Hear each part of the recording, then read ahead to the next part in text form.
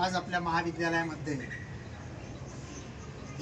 राष्ट्रसंत गाडगे महाराज यांचा स्मृतिदिन आपण या ठिकाणी साजरा करीत आहोत। त्यांच्या स्मृतींना अभिवादन करत असताना नुकतंच या ठिकाणी रोडगे सर असतील, आमचे सन्मित्र प्राध्यापक अनंत सोनवणे सर असतील, यांनी एक ओझरता प्रकाश जो संत गाडगे बाबा यांच्या जीवन कार्यावर टाकले।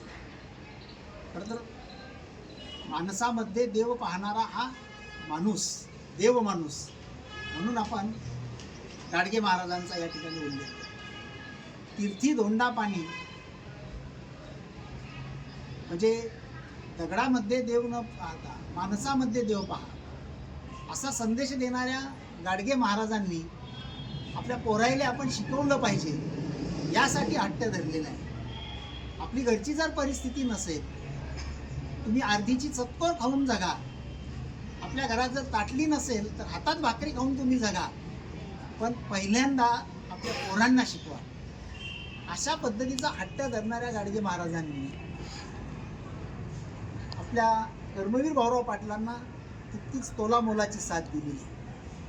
रयत शिक्षण संस्थेचं जे एक वैचारिक नातं आणि नाळ आहे, अशा पद्धतीच्या वैचारिक प्रबोधनाच्या चळवळीतील वेगवेगळ्या महापुरुषांच्या आणि स्त्री साध्वींच्या विचाराशी आणि कार्याशी जुळलेले आहे। आणि म्हणून आपल्या महाविद्यालयात आपण या पद्धतीचे स्मृतिदिन असतील, जयंती समारंभ असतील, त्या माध्यमातून हा विचारांचा जागर करत असतो। कर्मवीर भाऊराव पाटील, डॉक्टर बाबासाहेब आंबेडकर आणि गाडगे महाराज या त्रिकुटाचा जो एक अत्यंत दुर्मिळ असा फोटो प्रसिद्ध झालेला आहे, तो फोटो बरंच काही आपल्याला सांगून जातो। आज त्या निमित्तानं त्या प्रसंगाची, त्या घटनेची प्रचंड अशी आठवण होते।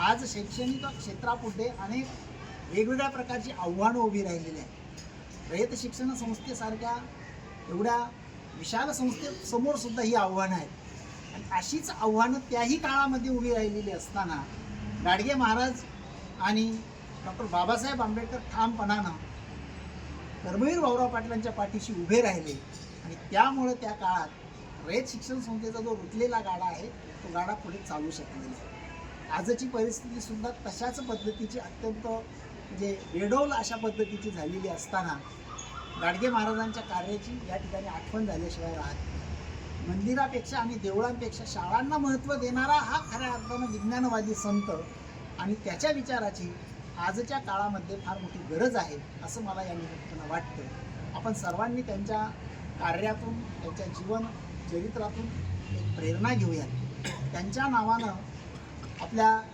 राज्य सरकारनं जी काही गाडगे महाराज ग्राम स्वच्छता अभियान नावाचं जे काही अभियान चालवलेलं आहे, त्याच्यामागं फार मोठा एक वैज्ञानिक दृष्टिकोन आहे। म्हणजे आपण आपला परिसर, आपण राहतो ती जागा, आपण काम करतो तो परिसर हा निर्मळ, स्वच्छ आणि आरोग्यदायी ठेवावा असा एक संदेश त्यांच्या जीवन कार्यातून आपल्याला मिळत असतो। या निमित्तानं मी आपल्या सर्वांना आव्हान करेन, आपण ज्या ज्या ठिकाणी असणार आहात, शिक्षणाच्या निमित्तानं असो किंवा राहण्याच्या निमित्तानं असो, आपला परिसर आपण स्वच्छ ठेवावा, आपला वर्ग आपण स्वच्छ ठेवावा, आपला विभाग आपण स्वच्छ ठेवावा आणि आरोग्यदायी, विज्ञानदायी असं जगावं।